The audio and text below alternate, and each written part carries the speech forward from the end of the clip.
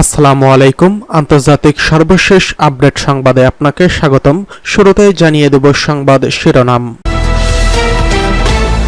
শুরুতে জানিয়ে দেব ইউক্রেনের জ্বালানি অবকাঠামো লক্ষ্য করে রাশিয়ার বড় ধরনের হামলা। জানিয়ে দেব নেতানিয়াহুর বিরুদ্ধে গ্রেফতারি পরোয়ানা কার্যকর করবে এবার ব্রিটেন। এদিকে যুক্তরাষ্ট্রে ক্ষেপণাস্ত্র রাশিয়ার হামলা চালিয়েছে ইউক্রেন, উত্তেজনা চরমে। সর্বশেষ জানিয়ে দেব বাংলাদেশ সীমান্তে অ্যান্টি ড্রোন ইউনিট মোতায়েন করল ভারত, পাকিস্তান সংবাদ মাধ্যমের প্রতিবেদন। এতক্ষণ শুনছিলেন সংবাদ শিরোনাম, এবারে বিস্তারিত। ইউক্রেনের জ্বালানি অবকাঠামো লক্ষ্য করে রাশিয়ার বড় ধরনের হামলা। ইউক্রেন জুড়ে জ্বালানি অবকাঠামো লক্ষ্য করে বড় ধরনের হামলা চালিয়েছে রাশিয়া। রাতে বেশ বড় পরিসরে হামলা চালিয়েছে মস্কো। ইউক্রেনের প্রেসিডেন্ট ভ্লাদিমির জেলেনস্কির দাবি 120টি ক্ষেপণাস্ত্র এবং 90টি ড্রোন ছোড়া হয়েছে। ইউক্রেনের সর্ববৃহৎ বেসরকারি জ্বালানি কোম্পানি বলেছে হামলায় তাদের থার্মাল এনার্জি প্লান্টসে বেশ বড় ধরনের ক্ষতি হয়েছে। রাশিয়ার হামলায় 3টি অঞ্চলে জরুরি বিদ্যুৎবিহীন অবস্থা ঘোষণা করা হয়েছে। এদিকে পশ্চিম ইউক্রেনে তীব্র ক্ষেপণাস্ত্র ও ড্রোন হামলার সময় রাশিয়ার একটি ক্ষেপণাস্ত্র পোল্যান্ডের ভূখণ্ড প্রবেশ করে। এতে পোল্যান্ড তাদের যুদ্ধ বিমান মোতায়েন করে। ইউক্রেনের রাষ্ট্রীয় জরুরি পরিষেবা সংস্থা বলছে রাশিয়ার ড্রোন হামলায় মাইকোলেইভ শহরে 2টি নারী নিহত হয়েছেন আর আহত হয়েছে অন্তত 6 জন। শহরে আবাসিক ভবন, গাড়ি, শপিং সেন্টার সহ অন্যান্য অবকাঠামো ক্ষতিগ্রস্ত হয় এবং আগুন ছড়িয়ে পড়ে বলে জানিয়েছে মাইকোলেইভ অঞ্চলের governor Vitaliy Kim. Vladimir Zelensky টেলিগ্রামে দেওয়া এক পোস্টে বলেছেন ইউক্রেন জুড়ে বড় ধরনের সমন্বিত হামলা চালানোর সময় রাশিয়া প্রায় 120টি ক্ষেপণাস্ত্র এবং 90টি ড্রোন ছুড়েছে। তিনি বলেছেন মস্কো তার দেশের জ্বালানি অবকাঠামো লক্ষ্য করে হামলা চালাচ্ছে। প্রেসিডেন্ট স্বীকার করেছেন অনেক অঞ্চলে বিদ্যুৎ নেই, মেরামত চলছে। তিনি আরও বলেছেন ইউক্রেনের আকাশ প্রতিরক্ষা ব্যবস্থা রাশিয়ায় চালানো বৃহৎ হামলার সময় 140টিরও বেশি লক্ষ্যবস্তু ধ্বংস করতে সক্ষম হয়েছে।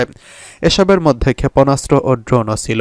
রাশিয়ার ক্ষেপণাস্ত্র ও ড্রোন ছোড়ার পর ইউক্রেন জুড়ে হামলার সাইরেন বেজে ওঠে।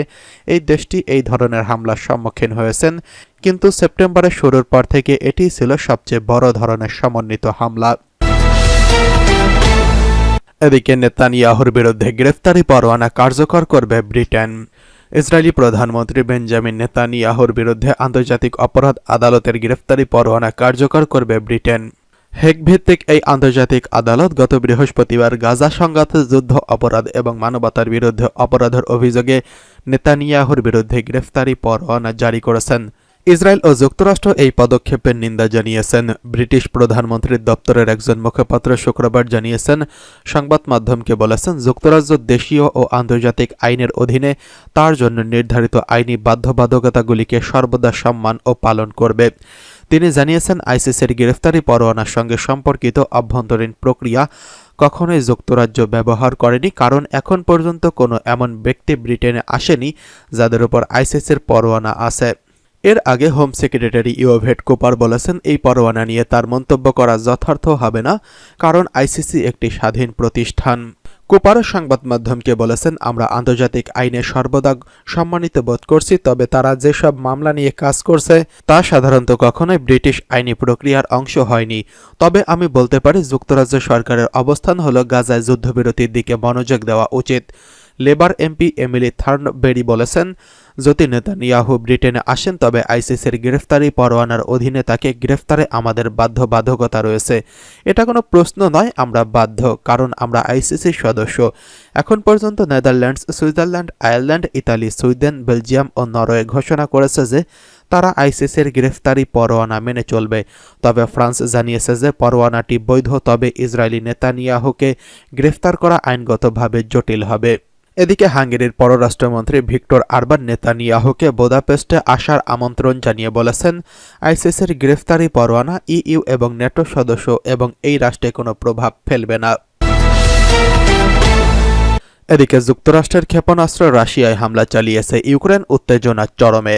প্রথমবারের মতো যুক্তরাষ্ট্রে দেওয়া দূরপাল্লার ক্ষেপণাস্ত্র দিয়ে রাশিয়ায় হামলা চালিয়েছে ইউক্রেন। এই ঘটনায় ইউক্রেন যুদ্ধে নতুন করে উত্তেজনা ছড়িয়ে পড়েছে। বিবিসির খবরে বলা হয়েছে, আজ সকালে রাশিয়ার ব্রায়ানস্ক অঞ্চলে আর্মি ট্যাকটিক্যাল মিসাইল সিস্টেম ব্যবহার করছে ইউক্রেন। একদিন আগে ওয়াশিংটন তাদের সরবরাহকৃত এই ক্ষেপণাস্ত্র দিয়ে হামলার অনুমতি দিয়েছিল ভলোদিমির জেলেনস্কি প্রশাসনকে। মস্কোর প্রতিরক্ষা মন্ত্রণালয় হামলার বিষয়টি নিশ্চিত করেছেন। মন্ত্রণালয় বলছে, 5টি ক্ষেপণাস্ত্র গুলি করে ভূপাতিত করা হয়েছে, একটি ক্ষেপণাস্ত্র ধ্বংস করা হয়েছে। ক্ষেপণাস্ত্রের ধ্বংসাবশেষের কারণে ওই এলাকায় একটি সামরিক স্থাপনায় আগুন ধরে যায়। খবরে বলা হয়েছে, ওয়াশিংটনের অনুমতি পাওয়ার পর রাশিয়া আন্তর্জাতিকভাবে স্বীকৃত ভূখণ্ডে প্রথমবারের মতো দূরপাল্লার ক্ষেপণাস্ত্র ব্যবহার করছে ইউক্রেন। রুশ প্রশাসন এই কর্মকাণ্ডের সমুচিত জবাব দেবে। রাশিয়ার পররাষ্ট্রমন্ত্রী সের্গেই ল্যাভরভ বলেছেন, রুশ অঞ্চলে এই হামলা যুক্তরাষ্ট্রের কোনো সামরিক বিশেষজ্ঞর হাত আছে কিনা রাশিয়া আগে সেটি বোঝার চেষ্টা করবে। আমরা এই হামলাটিকে রাশিয়ার বিরুদ্ধে পশ্চিমা যুদ্ধের একটি নতুন সংস্করণ হিসেবে দেখব এবং সেই মোতাবেক নিজেদের প্রতিক্রিয়া জানাব। বিশ্লেষকরা বলছেন, রাশিয়ার হুমকির মধ্যে ইউক্রেনের এমন হামলা যে কোনো সময় পরিস্থিতিকে আরও ঘোলাটে করে তুলতে পারে। কেননা গতকাল মস্কো বলেছিল, মার্কিন ক্ষেপণাস্ত্র দিয়ে রুশ ভূখণ্ডে যে কোনো ধরনের হামলা হলে উপযুক্ত ও বাস্তব প্রতিক্রিয়া দেখানো হবে। এদিকে বাংলাদেশ সীমান্তে এন্টি ড্রোন ইউনিট মোতায়েন করল ভারত। শেখ হাসিনা সরকারের পতনের পরই বাংলাদেশ ভারত সম্পর্কে টানপোড়েন চলছে, উত্তেজনা বাড়ছে এই দুই দেশের সম্পর্কে। আর এই অবস্থায় বাংলাদেশের সীমান্তে অ্যান্টি ড্রোন ইউনিট মোতায়েন করার ঘোষণা দিয়েছে ভারত। একই সঙ্গে দেশটির এই পদক্ষেপ নিয়েছে পাকিস্তান সীমান্তেও। সীমান্তের অপর পাশ থেকে ড্রোনের মাধ্যমে সৃষ্ট ক্রমবর্ধমান হুমকি মোকাবেলায় ব্যাপকভাবে অ্যান্টি ড্রোন ইউনিট মোতায়েন করবে ভারত। এক প্রতিবেদনে এমন তথ্য জানিয়েছে পাকিস্তানের সংবাদ মাধ্যম দ্য নিউজ ইন্টারন্যাশনাল। প্রতিবেদনে বলা হয়েছে, পাকিস্তান ও বাংলাদেশের সীমান্তে অ্যান্টি ড্রোন ইউনিট মোতায়েনের ঘোষণা দিয়েছে ভারত। সীমান্তের অপর পাশ থেকে আসা মানুষবিহীন আকাশযানের মাধ্যমে সৃষ্ট ক্রমবর্ধমান হুমকির প্রতিক্রিয়ায় ভারতীয় সীমানা সুরক্ষিত করার জন্য ব্যাপকভাবে অ্যান্টি ড্রোন ইউনিট মোতায়েন করবে নয়াদিল্লি। ভারতীয় গণমাধ্যমে প্রকাশিত রিপোর্ট অনুযায়ী ভারতের স্বরাষ্ট্রমন্ত্রী অমিত শাহ ভারতীয় সীমান্তরক্ষী বাহিনী বিএসএফ সেনাদের প্রশিক্ষণ শিবিরে ৬০তম প্রতিষ্ঠা বার্ষিকীর অনুষ্ঠানে ভাষণ দেওয়ার সময় ড্রোন হুমকির গুরুত্ব এবং ভারতের সক্রিয় পদক্ষেপের কথা তুলে ধরবেন। অমিত শাহ বলেন, পাকিস্তান ও বাংলাদেশের সাথে সমগ্র সীমান্তে সংবেদনশীল এলাকা পর্যবেক্ষণ করার জন্য ব্যাপকভাবে সমন্বিত ব্যবস্থার বাস্তবায়ন করবে ভারত।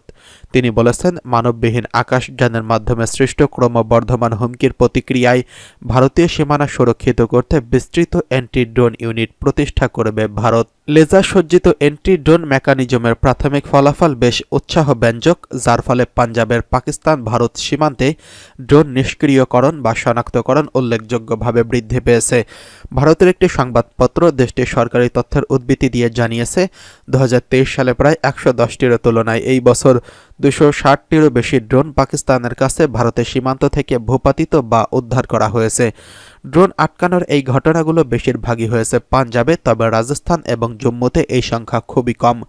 পাকিস্তানের সাথে ভারতে 2289 কিলোমিটার এবং বাংলাদেশের সাথে ভারতে 4096 কিলোমিটার দীর্ঘ সীমান্ত রয়েছে। বিএসএফের এই অনুষ্ঠান অমিত শাহ পাকিস্তান এবং বাংলাদেশের সাথে ভারতের সীমান্ত সুরক্ষা করার জন্য চলমান comprehensive ingredient border management system নিয়েও আলোচনা করছেন।